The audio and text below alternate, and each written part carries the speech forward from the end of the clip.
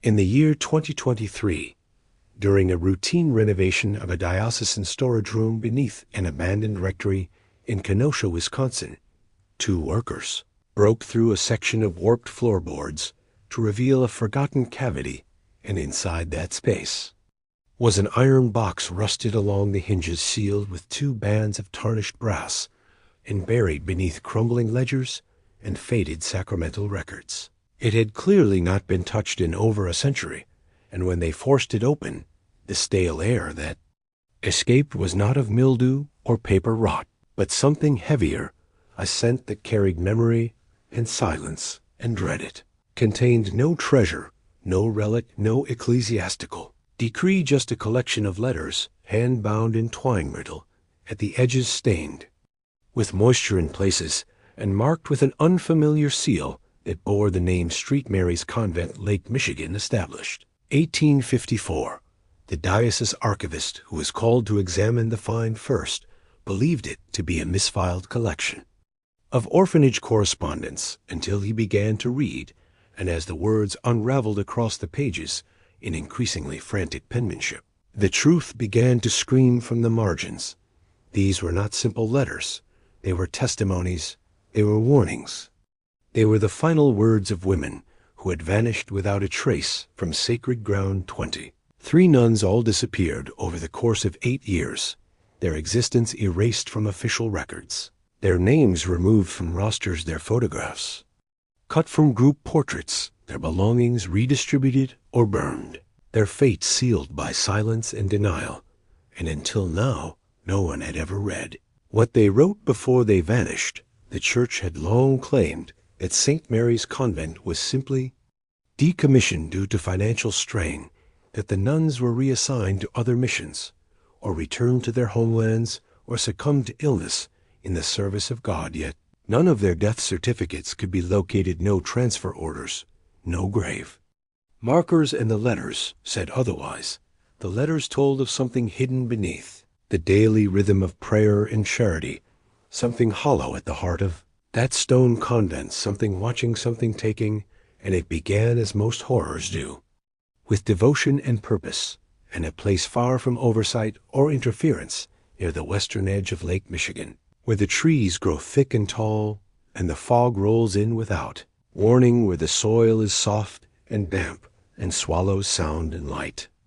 And memory can wear in the spring of 1854 Bishop William Corder, newly transferred from Boston to lead the expansion of Catholic influence into the Protestant-dominated frontier, made a decision that would doom them all. He purchased a large limestone estate once belonging to a lumber baron whose entire family had perished in a house fire 2 winters prior.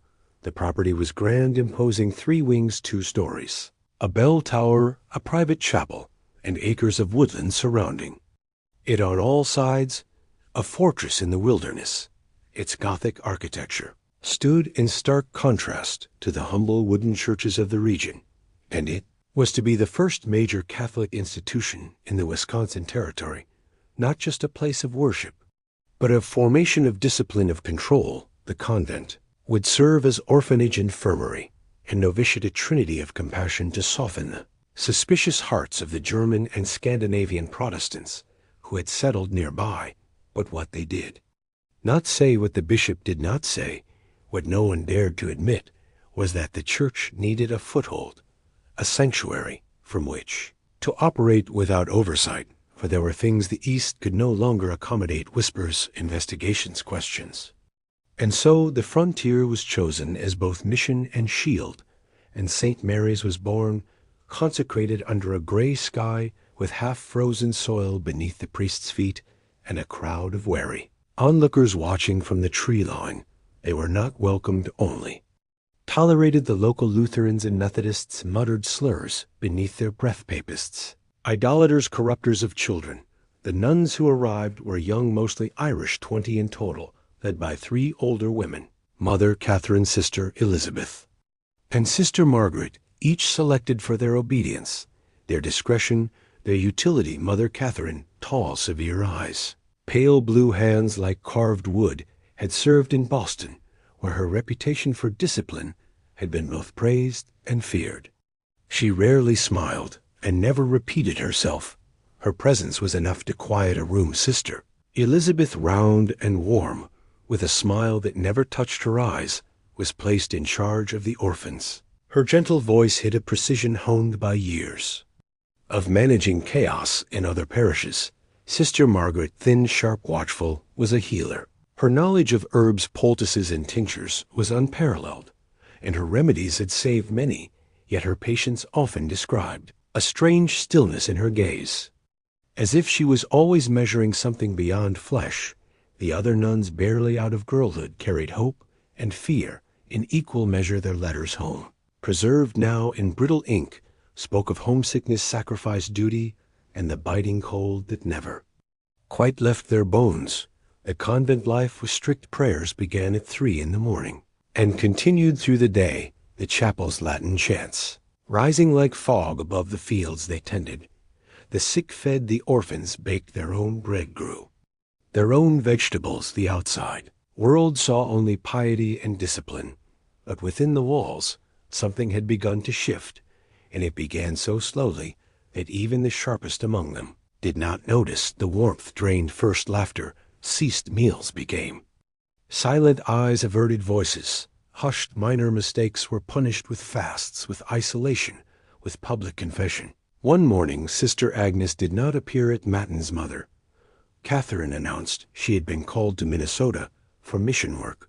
No one had seen her leave. Her possessions were gone, yet her cloak remained on its peg, and her rosary still lay beneath her pillow. Sister Bernadette asked a question, was silenced with a look. She too disappeared months later. Another transfer, another silence, another lie. Sister Margaret treated the sick, but kept a private garden behind a locked fence where certain herbs grew that none recognized. Sister Elizabeth comforted the orphans, but began keeping meticulous records of the girls' sizes, ages, health, and one night Sister Mary heard voices behind the closed door of Mother Catherine's study, male voices, sharp, urgent, and the words they spoke were not of God or charity, but of value and selection and purity, and a doctor who paid well for innocence. The realization was slow and unbearable that the nuns were not being transferred. They were being taken, that St. Mary's was not a convent. It was a vessel for something older, something colder, something that needed obedience and silence and youth. And as the letters piled within the box, hidden within the wall of the convent, that would be shuttered and bricked and forgotten in the winter of 1862, one final message remained at the bottom, stained with blood, signed with trembling hand: something is wrong if I disappear. Tell Father Ryan. And they never heard from her again. 23 nuns lost, and now found in ink and fear and silence. Broken after 160 years. The church denies it. The bishop's letters are gone. The death records lost. The photographs altered, but the truth breathes now through every word that was never meant to be read. And if you have heard it, if you are still listening, you are now among the few who know the secret of St. Mary's. And once you know such things, you do not go back, you do not sleep the same, you do not pray the same. You understand that some walls are built not to keep evil out, but to keep it in, and when they crumble, as they always do, it will not be forgiveness that comes spilling forth, but reckoning, and we have only begun to see its shadow. The morning the carriages arrived with the first sisters, the mist had not yet lifted from the tree line, and the grass still glistened with dew that had frozen into lace. The locals did not come to greet them, no choir, no procession, no welcome, just the sound of hooves on damp earth and the distant bark of a dog from somewhere beyond the fog. And as the women stepped down, dressed in black woolen habits, faces pale from the long journey across rough roads, their boots sinking into soft mud, the vast stone convent loomed in silence before them, its bell tower cutting through the fog like a blade, and behind it nothing but dense woods and water and sky. The building itself had been altered from its original design. The former lumber baron who built it had intended it as a family estate, a monument to his wealth. The twin wings east and west had been added with haste during the months before the sisters A rival, the eastern wing, was to house the nuns, the western wing for the orphans and infirm, and between them the chapel stood with its steeple, pointing like an accusation into the heavens' local stories. Said the original owner went mad after his family burned inside the nursery, and that he had wandered the woods barefoot until he disappeared. But those were only stories until you stood there and felt the cold of the stone seep through your shoes into your bones and realized the silence was not peace, but something held back. The bishop himself arrived days later to consecrate the building and deliver the founding address to a gathering of local clergy and 2 reluctant Protestant ministers who stood near the back, avoiding eye contact. The bishop's words rang out through the chapel, where the glass windows were simple and the pews still smelled of fresh sawdust. This house will be a sanctuary, a light in the darkness, he said. And yet, as he spoke, the candlelight flickered in strange rhythm, as though reacting to something unseen. Mother Catherine stood beside him, eyes closed, lips unmoving, hands clasped tight, and those who saw her later said it was as though she were not listening, but listening not to the bishop, but to something else, to something within the walls. The founding of St. Mary's was not merely a religious mission. It was a political maneuver, the Catholic Church seeking ground in a land thick with Protestant suspicion. The bishop needed results. He needed obedience. He needed silence.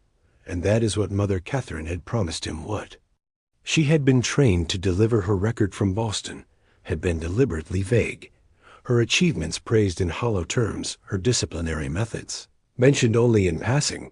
But she had been chosen for a reason, and those reasons would never be written down. Sister Elizabeth and Sister Margaret came with similar absences in their histories. Both had worked in institutions where questions had been raised and dismissed, where children went missing from ledgers and illnesses were misattributed, where inspectors were received, warmly fed well, and sent away reassured. The bishop did not want a convent.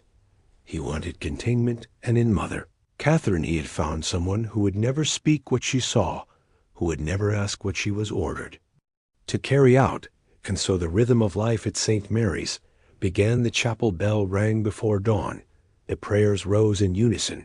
The orphans were washed and fed and lined up before meals. The infirmary began receiving patients from nearby towns, mostly poor men from lumber camps with frostbitten limbs and infections from saw injuries, and the sisters tended them with such diligence that word began to spread. These women may be foreign, but they serve God better than any preacher. The Protestants began to soften, not from conversion, but from need. A healer was a healer, and Sister Margaret never turned anyone away, but behind her smile was something watchful, something calculating. She began growing her herbs behind a high wooden fence. No one was permitted inside except her and Mother Catherine. The garden was strange, its layout geometric. Its soil turned constantly, even when nothing was being planted. And sometimes, late at night, sisters heard sounds from the garden, not tools, not animals, but something that thumped, something that struggled, and was still. No one questioned her. She brought relief. She cured things no doctor could, and when she handed you a vial and said, "Take only one drop before bed," you obeyed. Mother Catherine's control grew quietly. The punishment subtle at first, extended silence, missed meals, then long hours of prayer in the cold chapel on bare knees, and the young sisters, new to the vows, still clinging to homesickness and hope, began to fear her voice, not for its volume, but for its precision. She never shouted, but when she spoke, you felt your thoughts fold inwards, as though your own soul were being scrutinized. One sister was found weeping after being told to scrub the chapel floor until her knuckles bled, and when Sister Mary tried to help her, she was told by Sister Elizabeth that comfort breeds weakness. These are God's tests. The orphanage filled. Quickly children from the camps, children abandoned, on church steps, children who had forgotten their names. Sister Elizabeth seemed to know each one intimately. She tracked their growth, their diets, their moods. She spoke to them with softness. Yet her eyes remained distant, and several older girls were quietly sent away to other homes. Without farewell, the sisters were told this was adoption, yet no records were kept, and those children were never seen again. When asked where they had gone, Sister Elizabeth would smile and say God has found them a new home. And when one of the younger nuns asked to write to a girl she had bonded with, she was assigned 3 days of silent prayer and forbidden paper for a month. The darkness did not arrive suddenly. It crept in under the guise of routine, under the rhythm of bells and hymns, under the soft voices and folded hands. And when one day a sister did not return from her morning walk near the woods, Mother Catherine simply said she had been called elsewhere, and her name was removed from the meal chart, her cot stripped, and her clothing given to another, and the silence continued. Sister Margaret's infirmary gained a reputation for miracles, but no one noticed that some patients were never seen leaving, only that their names vanished from the visitor ledger, only that she seemed to need more herbs each week, and that the soil behind the fence grew darker, richer, thicker as the months went on. And in the chapel, the stained glass began to fade, as if the color itself was being drained, not by sunlight, but by proximity to something that did not belong, something that waited and watched and hungered. And the bishop, when he returned, found the sisters obedient. The accounts balanced the reports clean. He never entered the garden. He never asked about the missing. He only remarked how quiet the place had become, how devout, how still. And Mother Catherine said, "We have found discipline in God's silence." And he smiled and gave his blessing, and left unaware or unwilling to understand that silence was not proof of peace, but of terror. And by the second year, the younger nuns had stopped speaking after sunset, and some would not meet your eyes, and some began waking with bruises they could not explain, and one left a note under her pillow before she vanished the next morning, saying only the trees saw what happened. The trees remember. And though Mother Catherine claimed she had been called to teach in Detroit, the letter in her handwriting that arrived weeks later was cold, formal, lifeless, and the ink, when tested decades later, matched the same bottle used by Sister Elizabeth, and not the one the missing sister had kept in her satchel, a satchel that was found buried beneath the woodpile months later, still full, still sealed and untouched. And that is when the darkness took its shape, not a beast, not a ghost, not a curse, but a system, a machine built of obedience and shame and repetition. And those who vanished were not taken all at once, but consumed slowly, piece by piece, until their memory was stripped, until the sisters no longer remembered. Their faces only the absence, only the empty cot, only the way the candlelight never quite touched the corners of their eyes.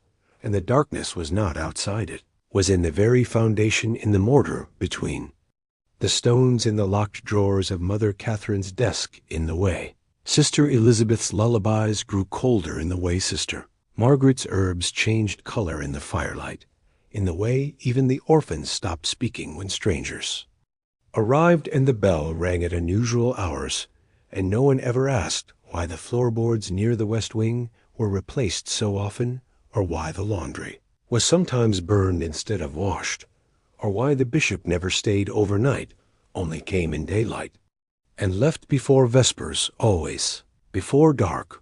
And still the prayers continued, and still the silence held, and still the names disappeared one by one by one. They came with prayer in their hearts, and salt still clinging to their boots from the crossing. 20 young women, most barely more than girls' hair hidden beneath stiff linen veils, eyes wide, not with fear, but with devotion, the kind of devotion that blinds, that deafens, that makes obedience feel like holiness. They arrived from Cork, from Galway, from Limerick, sent by parishes, desperate to prove their faith to the Vatican, to send their best daughters to the New World for the glory of Rome. And the will of God, they came on ships that reeked of sickness and salt. They crossed icy plains in wagons that broke down in frozen mud. They sang hymns by firelight to keep the wolves away. And when they saw the spire of St. Mary's rise from The pine trees like a warning. They whispered prayers of gratitude, believing they had reached sanctuary. Sister Agnes O'Connor was 23 when she arrived, quiet, thoughtful, hands raw from the journey, voice soft, even when she laughed her. Letters home to Ireland would one day become the only surviving record of what the early days at St Mary's felt like. Her ink was careful, her words modest, but the pain bled through the sentences like bruises through skin. She wrote of the cold, the way the stone floors pulled the heat from their knees during matins, the way the chapel smelled of wax and damp wood, the way Mother Catherine's eyes made her forget her own name during confession. She wrote of hunger, not the kind of hunger that gnawed at the belly, but the kind that made the soul brittle. She wrote of silence, how the sisters rarely spoke outside of prayers, how laughter seemed to echo like blasphemy. She wrote that she believed they were doing God's work, but she did not sound sure. Sister Elizabeth was kind to her, she said, brought her blankets, helped her care for the youngest orphans, taught her how to bind wounds and calm fevers. But something in the way she watched the girls lingered in her words. A line in one letter said, Sister Elizabeth is always watching, even when she pretends not to be. And that line was scratched out, then rewritten, then scratched again, and left in smudged ink. Sister Agnes loved the garden. She said, though she was never allowed near Sister Margaret's herbs, she said the plants were strange, some she did not recognize. Some had no smell, some made the air feel thick. She asked in one letter if her brother still had the book on medicinal roots they used to read when they were children, and if so, could he send the pages on poisons. He did not reply by spring 3. Sisters had stopped writing home completely, and letters ceased without. Mentioned their names, whispered only in the dormitory at night, when the wind rattled the window panes. One was Sister Josephine, a girl with a bright laugh and a limp from childhood. Polio. She was seen one morning at prayer, then not again. Mother Catherine said she had returned east to care for her dying aunt, but Sister Josephine had no aunt, no family at all. Her cot remained untouched for a week, and stripped her rosary beads. Placed neatly on the chapel altar, no one asked after her, not allowed. The youngest sisters began to cry at night, muffling their sobs in pillows. One girl woke with scratches down her arms, no memory of how they came. The priest who visited monthly for confession stopped making eye contact with the girls, began meeting only with Mother Catherine's sister. Agnes began writing less, began using fewer words, and her final letter contained only a single line, they are feeding something, and beneath that line a stain, the shape of a tear or a burn, and the paper smelled faintly of vinegar and ash. The sisters, still living, did not speak of what was happening, because they did not know how to name it. Was it madness? Was it punishment? Was it the devil? Was it God testing them? Was it the forest pressing in the fog, never lifting the bell, tolling at strange hours? Or was it something in Mother Catherine's prayers, something she said in Latin that no one else understood, something that echoed too long in the chapel, something that made the flames in the candles flicker against the wind? Not with it. The new sisters who arrived in 1855 were different. Quieter, their eyes tired. Before they spoke, their hands shaking even before.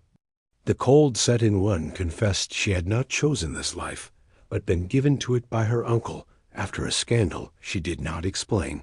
She vanished within 6 weeks. The others said she had been sent to Canada, but her trunk remained under her bed locked. Her Bible marked on the same page she had read each night, the one about sheep led to slaughter. Sister Mary Collins began recording small things. The bell ringing too many times after midnight, the chapel door creaking open when no one was near. The way Sister Margaret's fingernails were always stained, even after washing. The sound of shovels in the garden after dark. The orphan girl named Elise, who bit her own tongue until it bled. When asked where her best friend had gone, she never spoke again. Sister Mary was not the only one who noticed, but she was the only one who wrote. She hid the pages beneath her mattress wrapped in oilcloth, and marked them not with dates, but with symbols: a cross for a disappearance, a circle for a punishment a triangle for something she could not understand, and the pages, multiplied, slowly filled with names that no longer appeared on the roster faces, that no longer leapt out from the chapel pews. Her handwriting grew more frantic, the lines less straight, and when Sister Agnes vanished, no announcement was made, no reassignment, no prayer. Just silence. Her possessions were packed in the night, her bed given to a new novice, her name not spoken, and Sister Mary found a scrap of paper beneath. Her bed a torn corner from one of her letters with a single word "stop" written again and again until the ink ran out, and the next morning. The fog was so thick they could not see the chapel from the dormitory, and the bell rang 13 times, and Mother Catherine's smile was too wide too, still too sure the darkness was no longer growing. It was already here, and they were already inside it. The rhythm of their days became a kind of anesthesia, predictable, precise, hollow. The chapel bell began at 3 a.m. each morning, slicing through the fog, and the cold and the dreams they had learned not to cling to the young women rose in silence.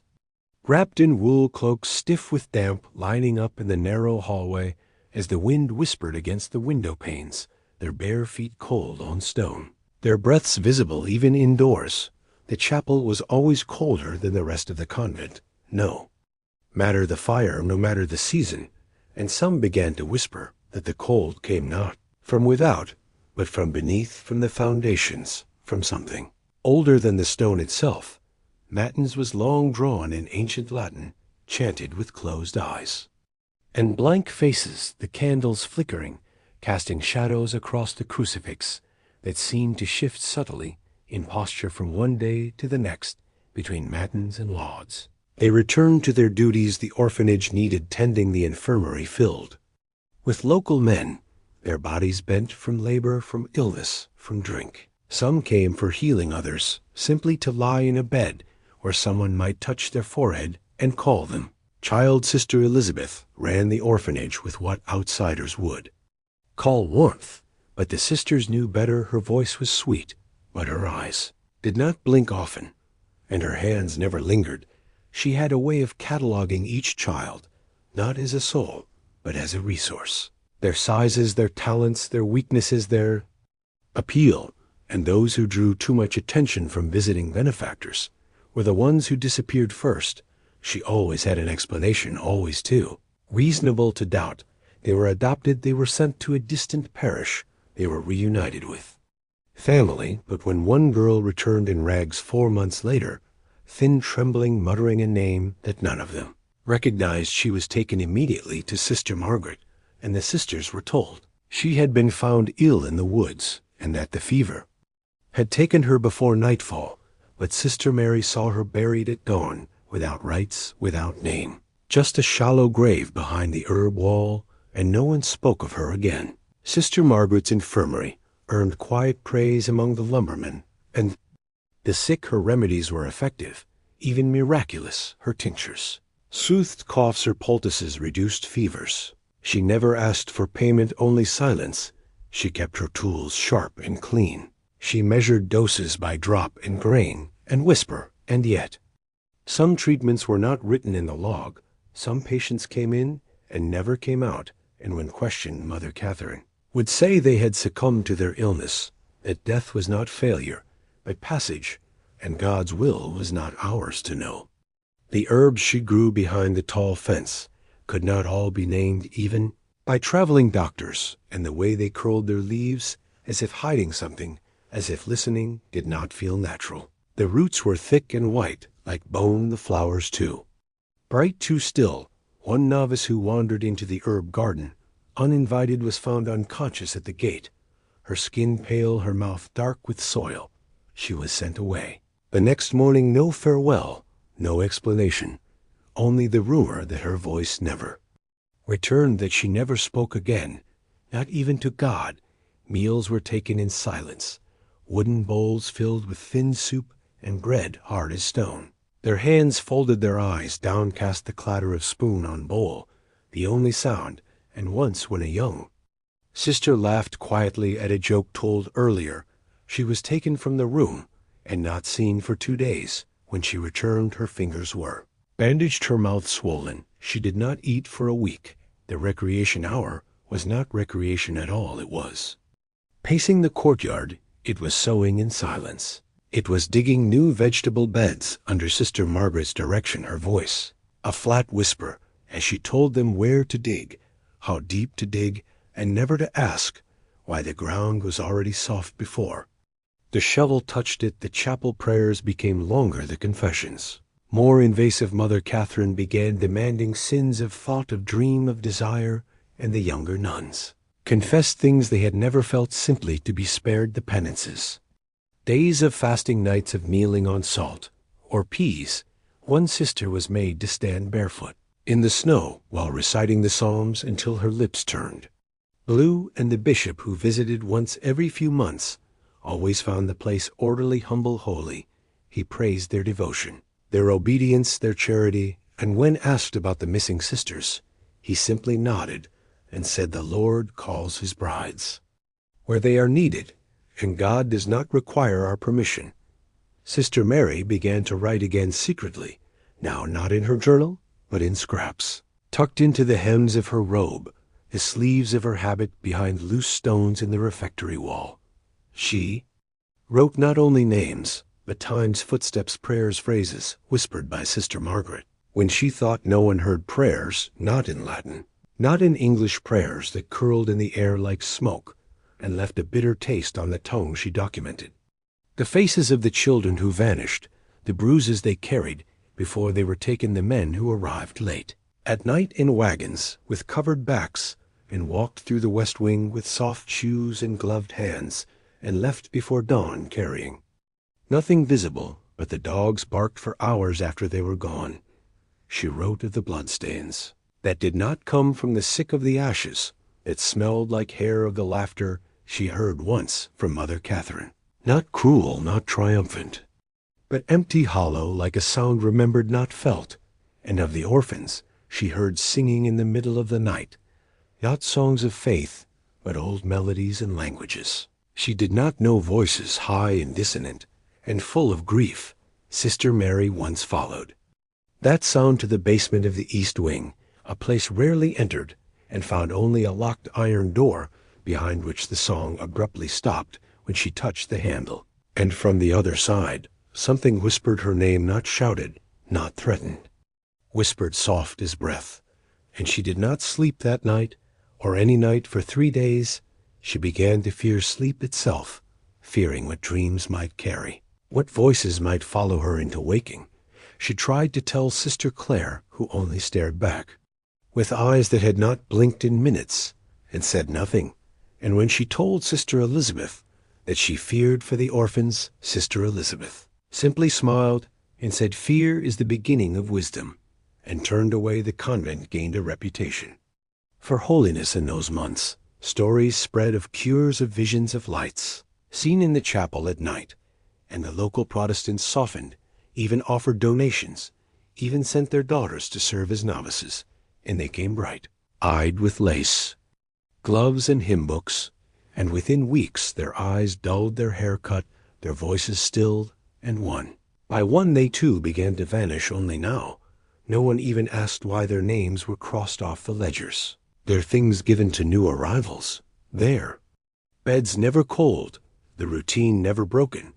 Only the chapel seemed to remember. Only the crucifix above the altar, which now hung slightly askew, and whose carved face no longer seemed to suffer, but to smile faintly. The bells still rang the prayers, still rose the garden, still grew. The orphans still sang, the walls still whispered, and the silence grew heavier each day, until it settled into their bones, until the sisters no longer wept when another vanished, only crossed themselves and looked away. And only Sister Mary remembered, and only Sister Mary wrote, and only Sister Mary began to understand that what they were feeding was not illness, not hunger, not God, but something older, something deeper, something hungry not for flesh, but for obedience, for silence, for fear, something that lived beneath the stones and breathed through their prayers and wore their habits like skin.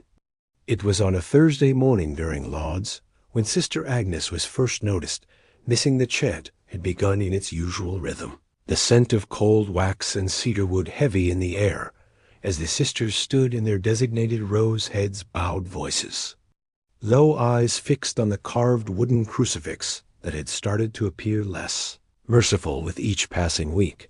And when the voices faltered for a breath, it was not because of fatigue, but because Sister Bernadette's hand had clenched tighter against her rosary, and her eyes had risen and scanned the row and seen what no one yet dared to say aloud: the place. Beside her was empty Sister Agnes's place, the same place she had stood in each morning since the spring, since the fever had passed through.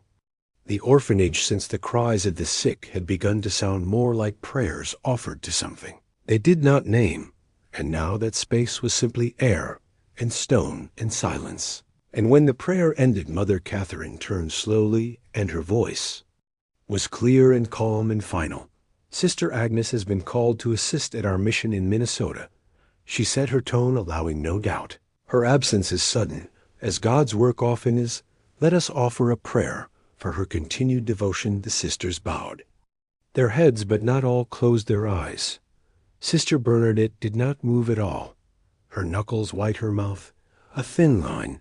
And later at breakfast, when the same sentence was repeated almost word for word, as though rehearsed a second time, Sister Bernadette's spoon fell against her bowl with a sound louder than it should have been, but she said nothing until the silence had stretched and cracked, and Mother Catherine's gaze had settled on her like frost.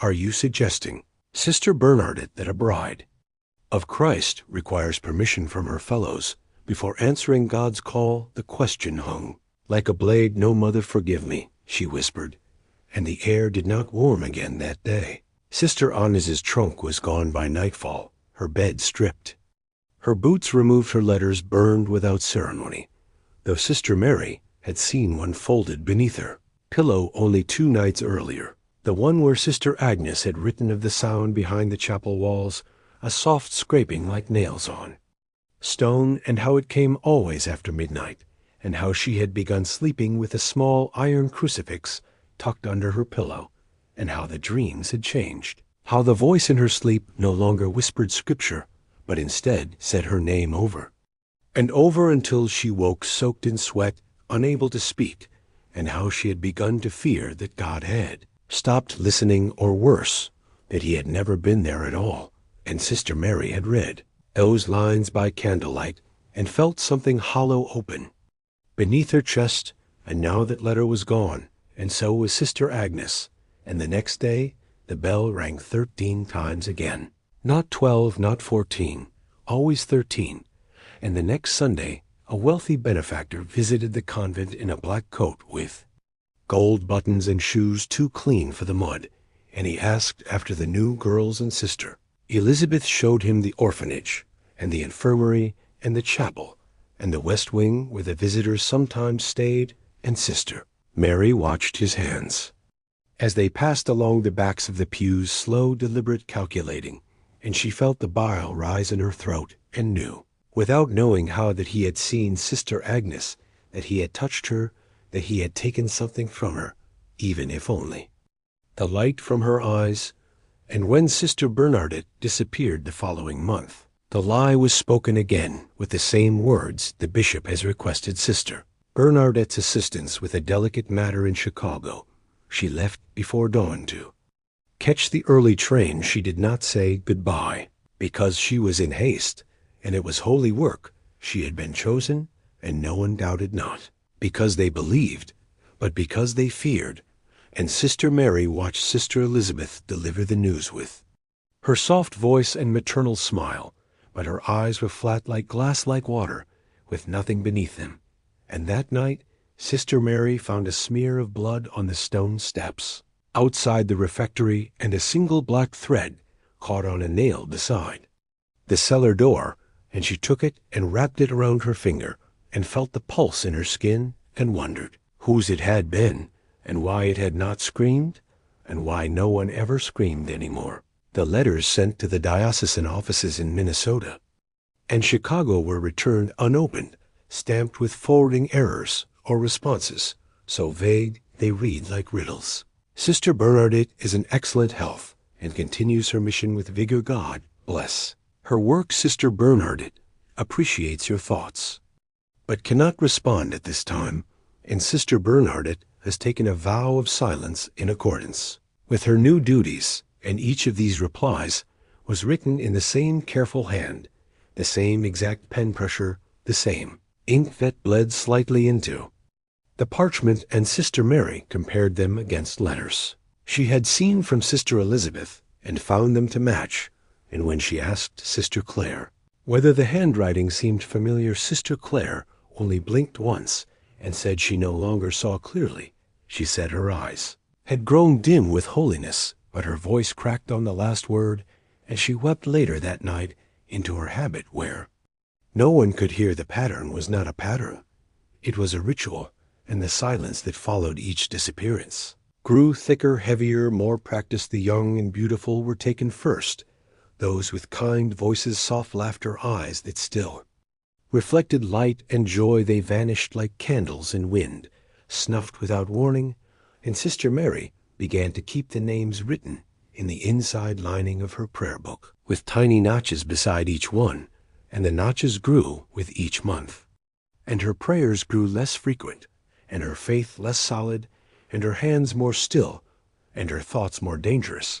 And by the end of that winter, 3 more were gone: Sister Josephine, Sister Mary Collins, and Sister Catherine, all supposedly called away from missionary work. None returned, none wrote, none were mourned aloud, and their places were filled by silence and fear and hunger, not for food, but for truth, for air, for escape. Sister Mary began to walk the halls at night, barefoot, cold, silent, counting the steps, listening to the floorboards, memorizing the creaks, learning which doors were unlocked, learning which shadows moved when she did. And she saw once through a narrow window in the west wing 2 figures, carrying something wrapped in burlap, something that sagged and hung low like a sack of wet grain, and she watched them place it in the wagon and cover it with hay and drive away into the woods without light, without sound. And the moon that night was red and full and high, and the chapel bell rang once at midnight and did not stop until morning, and no one spoke of it, and no one asked where Sister Mary Collins had gone. And Sister Mary stopped writing with ink and began using blood from her own thumb so that the paper would not betray her if found, and she dreamed of corridors lined with bone and voices speaking backwards, and hands that reached from the walls and touched her hair as she passed, and she knew she was not mad, because the madness did not lie.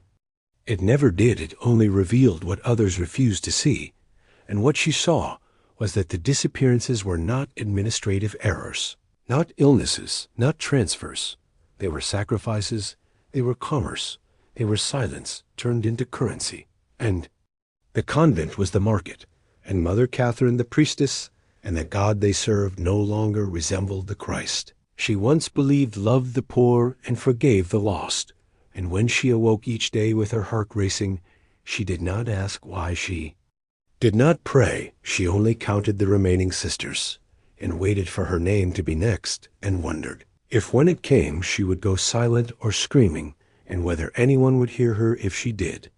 By the fall of 1856, the pattern had become too complete, too careful to be called coincidence. Even the youngest sisters, who dared not speak unless spoken to, began to glance at the empty spaces in the chapel each week and measure them against the hymns they had once sung in full harmony, now fractured and quieter with every passing month. Sister Bernadette had vanished in June, Sister Catherine in August, Sister Josephine in September, and the explanations never changed. Always a mission, always a call, always a sacred task too urgent to allow for farewells or letters or doubt.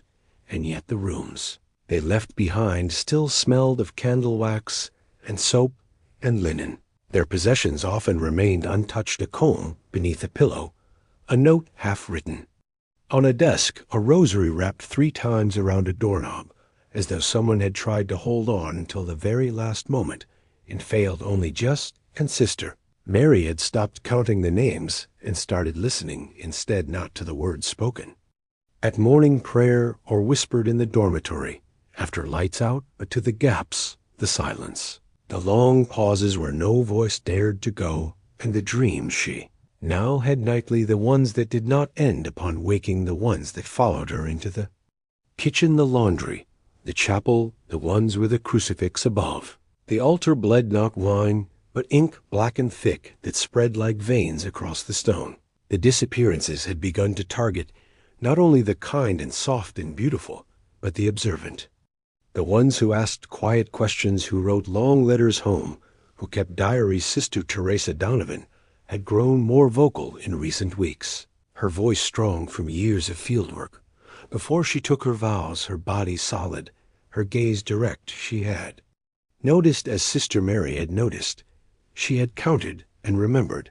In one cold afternoon, as they dug root vegetables in the convent garden, their hands caked in wet soil, their breath fogging before them, she whispered, "I do not believe they leave. I believe they are taken." And she said it so simply, so certainly, that Sister Mary could not reply, only watched her hand press deeper into the earth, as though she hoped to pull the truth from beneath the frost. They spoke again, once only, in the cellar where the pickled vegetables were stored, where few dared go alone. And Teresa said, "It's always the youngest, the prettiest, the ones with letters, the ones with hope." And she said, "The garden is wrong. Something's buried here, something not meant to be." And then she said, "We are not brides of Christ. We are livestock." And after that, Sister Mary never saw her again. The next morning her bed was made, her boots, missing her cloak, still hanging by the door, and Mother Catherine's voice was calm as always. Sister Teresa has been called to a contemplative retreat in Montreal. Her talents are needed there, her soul prepared for a higher silence. Let us give thanks for her willingness to serve, and none dared ask, and Sister Mary stared down at her plate of bread and water, and knew that her friend's hands were still stained with soil somewhere, far colder than Montreal. And later that week in the garden, where they once planted potatoes, she found a single silver button half sunk in the dirt, and knew it was hers. She had seen it each morning on the cuff of her friend's coat, polished and sewn on, with black thread, thick and precise, the kind Sister Margaret used in the infirmary when stitching wounds too large to close. With mercy, Sister Mary began watching Sister Margaret more closely. In the weeks that followed, she had always been quiet, precise, her movements calculated, her language exact, her remedies effective, her punishments sharp. But now there was something else, a watchfulness, attention, like someone waiting for a test result or a storm. And one night, as Sister Mary walked past the herb garden, near midnight, she saw Sister Margaret there alone, bent low over a plant that glowed faintly under the moon. Not from dew, not from light, but something internal, its petals too wide, too open, its stem pulsing as though it breathed. And Sister Margaret plucked a small bud from its center and placed it in a glass jar and whispered to it, not a prayer, not a blessing, something else. And when she turned, she did not startle, did not smile, only said, "The soil is rich this year," and walked past her without another word. And in the infirmary that same week, a young man died of pneumonia, or so it was said. But Sister Mary saw no signs of fever, no signs of sweat, only bruises around the throat, faint but deliberate, and his body was removed before dawn by two men with gloved hands. And Sister Elizabeth offered no condolence to his family, only a letter written in a different hand, unsigned. And when Sister Mary looked in the infirmary's waste bin, she found a torn strip of parchment stained with something dark and sweet, and a scrap of cloth that smelled like ether, and the doctor who once visited every 3 months now came weekly, always at night, always with a suitcase, and always left before Lauds with his eyes heavy, but his pockets full. And Sister Mary overheard him once, as he spoke with Mother Catherine behind the chapel screen. "This one is unspoiled," he said, "untouched, a rare find." He said, "I'll double the usual rate." And Mother Catherine replied, "She's not ready yet. She has brothers in the seminary." And they asked questions, let her ripen a while longer, and the air grew colder then. And Sister Mary could not breathe, for the taste in her mouth tasted like salt and rust and smoke, and she began to sleep with her journal tied to her leg with a strip of cloth torn from Sister Hans's old habit, and began hiding scraps of her, writing in hollow walls beneath loose floorboards, inside the spine of an old hymnal.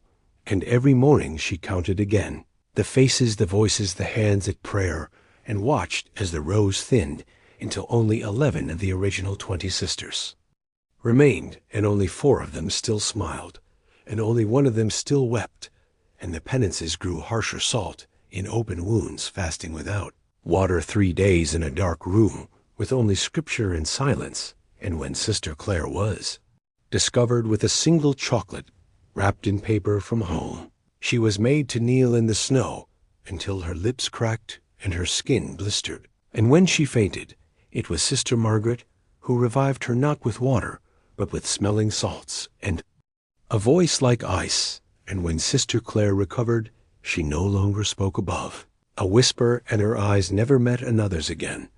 And the children in the orphanage began to sing at night, not lullabies, not hymn songs, with no words, only humming deep and dissonant. And one girl drew a figure in ash on the wall, a shape with no face and 2 many hands, and when asked who it was, she only said the lady below, and was beaten until she forgot how to speak. And Sister Mary tried to bless the room with oil, but the candles would not light, and the air would not warm, and the walls bled moisture thick and bitter, and smelled of burnt hair and rusted nails and something else, something wrong. And Mother Catherine told the bishop that all was well, that the convent thrived, that new vocations were arriving, that God's work was alive and pure. And when he visited, she showed him only the garden and the chapel and the infirmary, and served him hot tea, and praised his leadership, and handed him a leather envelope thick with letters and paper, and he nodded and blessed them all and left before dark, without visiting the dormitories or the west wing or the cellar, where the sound of dragging sometimes echoed late at night, followed by a single soft thud like a heavy book or a head dropped from too high. And Sister Mary took to walking with a knife beneath her robe, a small one, once used for slicing apples, now honed to a narrow point, and slept with her back to the wall, and prayed not for safety, but for revelation. And each morning she waited for her name to be called, not in joy, not in fear, but in readiness. And when she saw Sister Elizabeth speaking with the doctor by candlelight in the refectory, their faces closed, their hands brushing. She heard her own name spoken with caution and doubt, and something else hung her, and the doctor nodded. And Sister Mary knew she had little time, knew her journal was not yet complete, knew that the truth must survive, even if she did not. And in that moment she stopped being afraid, because fear had kept her silent, but silence had not saved the others, and in silence they were devoured, and she was not ready to join them, not yet, not without setting fire to the rot beneath their holy stone. By early 1857, the silence had become a presence of its own, something that pressed against the skin, like cold stone, something that waited in the chapel corners and hovered above their beds and sank into their food and their breath and their prayers. The disappearances no longer startled. They only confirmed what every remaining sister had already begun to understand, that their numbers would continue to dwindle until none remained but the ones who enforced the rhythm of loss. And the rhythm was not slow, it was accelerating, and the absences were being filled not by replacements from Boston or Ireland, but by deeper silence, longer nights, stricter rules, harsher penance, and smiles from Mother Catherine that lingered just a little too long on the faces of the frightened. And the beautiful Sister Clare O'Donnell, who had once been the most joyful among them, with her soft laugh and golden hair, now walked like a shadow of her former self. Ever since her punishment for receiving chocolate from home, a gift that had been smuggled in a letter from her sister, wrapped in linen and blessed with good intentions, she had been made to kneel in the courtyard for 3 nights in February. No coat, no food, only a pail of water to drink. And when She collapsed from the cold, her lips blue, her breath weak. It was Sister Margaret, who carried her back into the infirmary, and when she emerged the next day, her hair had been cut to the scalp, her eyes sunken, her voice replaced with a rasp and no one ever heard her say her own name again. Sister Mary watched this happen from a corner of the chapel where she had learned to remain invisible, still eyes, lowered, breathing shallow. She had become a student of shadows and movement and tone, and what she saw in Mother Catherine was not cruelty but certainty, as though what she ordered was part of a larger vision, a pattern. Only she could see a script written long before they ever arrived at St. Mary's, and each of them was only a name, to be erased at the right time. And Sister Mary also watched Sister Margaret closely, who now spoke even less than before, whose face seemed to have lost all human softness, whose hands no longer trembled during prayer, but moved with mechanical precision. When treating wounds, or mixing tinctures, or applying compresses, but more than once Sister Mary saw her carry small glass bottles from the infirmary into the locked cabinet behind the west wing altar, and each time she emerged the lock clicked with finality, and her eyes seemed darker than before, and Sister Mary began to understand that what they called medicine was not always meant to heal. And one night, while scrubbing the stone floor outside the infirmary, she heard Sister Elizabeth's voice through the half-open door, and it was not kind, it was not warm, it was cold and sharp and careful, and she was speaking to someone's sister. Mary could not see, saying she's nearly ready, just a few more days. She still writes to her brother in Philadelphia, but we've intercepted the letters. No one outside knows how many are missing. The records have been adjusted. The bishop believes every word, and then a pause, and then the man's voice, the doctor, deep and amused and satisfied, said, "Tell Margaret this one must remain untouched. They'll pay triple for a clean one." And Sister Mary had to press her hand to her mouth to keep from retching, because she knew then beyond all doubt that Sister Agnes, Sister Bernadette, Sister Teresa, Sister Clare had not been sent away or transferred or taken by illness.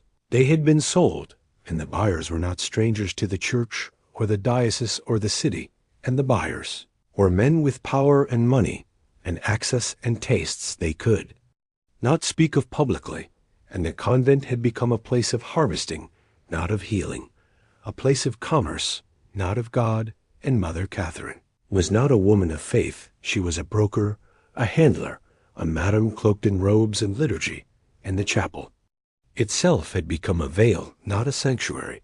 And Sister Mary realized that she was being prepared the way the others had been softened, isolated, watch-timed, and now her name was being spoken in the same breath as price and purity and her journal. Her record of the horror was not yet finished, but it would soon have to be hidden for real and for good, because her time was coming soon, and she could no longer trust that even her own hands would not betray her.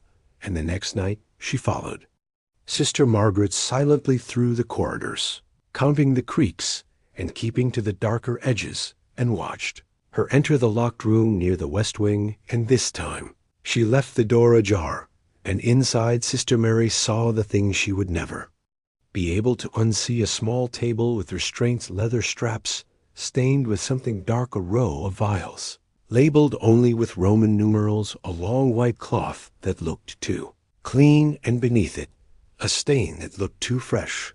And Sister Margaret stood before it all, murmuring to herself, not in prayer, but in numbers 1, 2, 3, then silence, then 4, 5, and then a whisper too low to hear.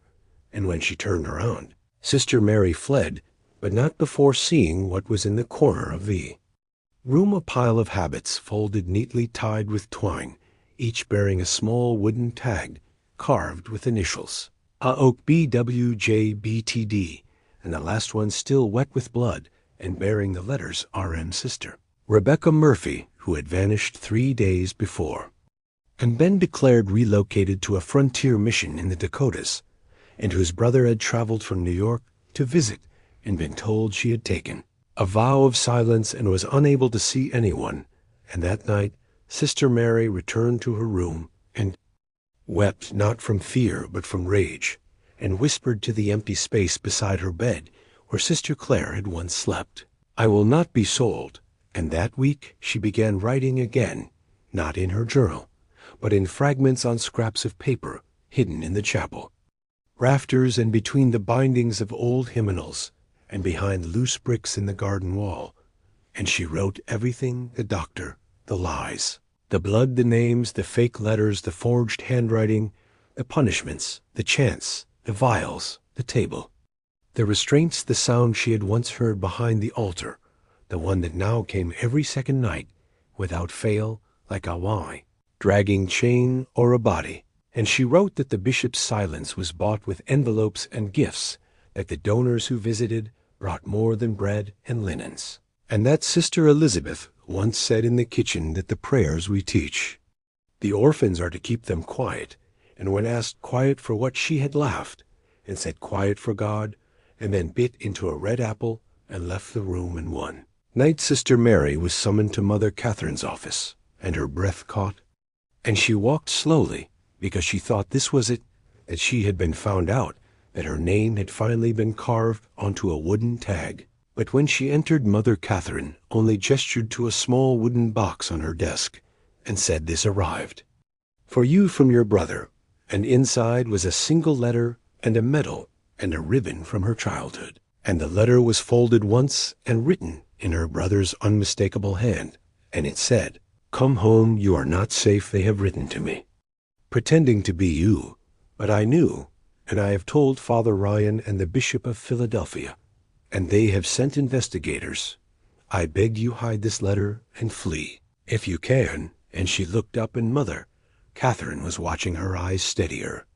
Hands folded, her mouth curved in that slight expression she wore when giving last rites, and she said, "Your brother is very persistent, but he does not understand. You're calling," and then she said, "Tear it up or keep it. It changes nothing." And Sister Mary smiled for the first time in months, and tucked the letter into her sleeve and said, "Thank you, Mother," and left. And she did not cry that night, and she did not pray. Instead, she finished her last page and placed it beneath the floorboard near the dormitory, and tied the knife back around her leg, and waited for the knock that would come either to end her or to prove her brother right, because now the rot was exposed. Now the silence had teeth and breath and name, and all that remained was whether it would consume her or be consumed by fire.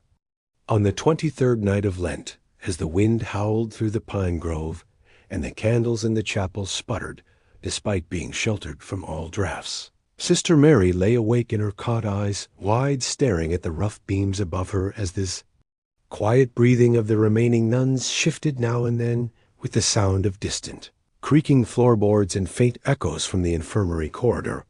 And though her hands were folded over her chest, like she was sleeping, she was not resting. She was listening, and as the great bell tolled midnight, a sound unlike the others slipped through the hallway outside, a soft knock, then a pause, then the unmistakable groan of an iron latch being turned, and a breath held too long to be anything but fear. And Sister Mary rose, silently tied her wool shawl around her shoulders, and slipped the knife into her sleeve, and moved barefoot across the cold stone toward the chapel corridor, where she knew Sister Rebecca had been taken, and where Sister Teresa had last spoken before disappearing.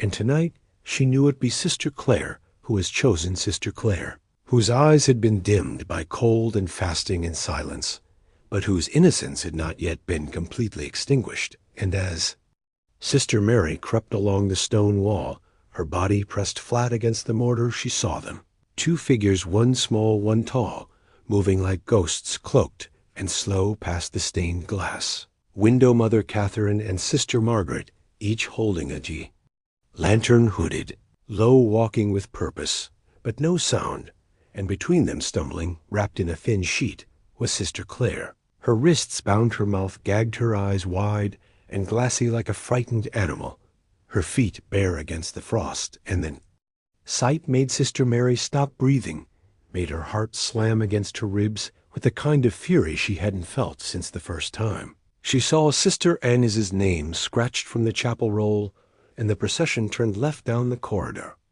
That led not to the infirmary or the west wing, but deeper to the old wine cellar below the original mansion, the place no one ever entered without permission, where the stone was older and the air was colder, and even the rats did not linger, and Sister Mary followed, keeping just far enough to see their flickering lights descending the stone staircase, but not far enough to be seen herself, and she waited until their steps disappeared, then counted to 100 and crept down the narrow stairs, holding her breath, and at the bottom she found the door open just a sliver, and what she saw inside stole the heat from her blood. The cellar had been transformed, no longer racks of bottles or dust-covered crates, but metal hooks set in too. The walls and a table in the center, slick with something that reflected candlelight, like oil, in a cabinet of instruments, laid out with precision knives and forceps and clamps, and beside it stood the doctor in his coat too clean for this place, holding a vial of amber fluid in one hand and a mask in the other, and Sister Clare lay on the table, limp but awake, her eyes darting in panic, her mouth moving in prayer that no one could hear, and Mother Catherine stood above her, reciting not scripture, but something older, something darker, something that repeated and echoed and seemed to twist the air itself and Sister. Margaret stood at her side, holding a cloth stained with something that did not look like wine, and as the doctor lowered the mask to Sister Clare's face, Sister Mary burst through the door with a cry not of fear, but fury, and the sound of her knife striking. The floor was like a bell tolling the hour of reckoning, and everything stopped, and Mother Catherine turned slowly, her face calm, her eyes bottomless, and said, "You should not have come." And Sister Mary shouted, "Where are they? Where did you take them?" And Mother Catherine said, "They were given to men who worship deeper truths than yours." And Sister Margaret moved toward her with the cloth raised, but Sister Mary was faster, and the blade found her neck in one motion, and she collapsed without sound, and the doctor backed away, raising his hands as if that would cleanse him, and Mother Catherine stepped forward and said, "You cannot stop what has already begun. We are not the first, and we are not the last, and the Church has always made use of its vessels." And Sister Mary said, "Then let God watch as I undo your work."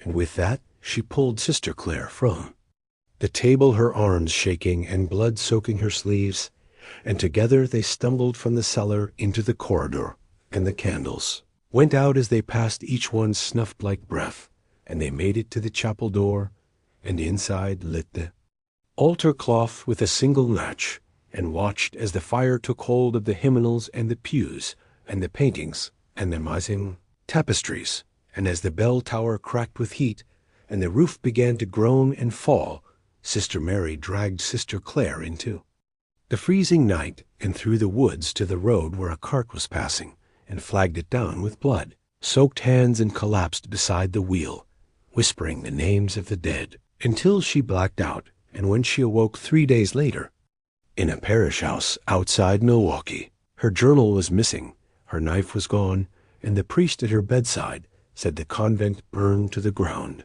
No bodies were recovered, and the bishop has declared it an unfortunate accident, and Sister Clare had vanished again, taken to a different hospice, and no forwarding address given, and the priest said, "The diocese requests you not speak of this again for your own safety and the safety of your family," and handed her a sealed envelope thick with American dollars and a letter written in her brother's hand telling her to go west and never return. And so she did, but not before carving the initials of the missing sisters into the underside of a church bench where no one ever looked, and where they remain to this day. And the fire at St. Mary's was blamed on faulty heating, and the names of the nuns were never spoken aloud again, and the cellar was never excavated, and the foundation was sold to a lumber company who poured new concrete over old stone. And what happened in those years between 1854 and 1862 became rumor, then legend, then silence again. But in 2023, during renovations, a sealed Wall cavity was discovered behind the original chapel altar, and inside was a journal written in the hand of a woman who never signed her name, but wrote with a clarity that stripped illusions from bone and included a list of 20. 3 names and a description of vials and restraints and buyers and priests and clients and silence. Wrought in a final line that read, "I survived not because I believed in God, but because I knew the devil was real, and he wore robes like mine, and the diocese refused comment, and the documents were taken into custody by unnamed investigators, and the building was sold again, and now stands empty, its windows boarded, its history erased except for those who heard this story, and will never see a nun without wondering what price was paid, and by whom, and how many others still pray from behind locked doors waiting to be forgotten."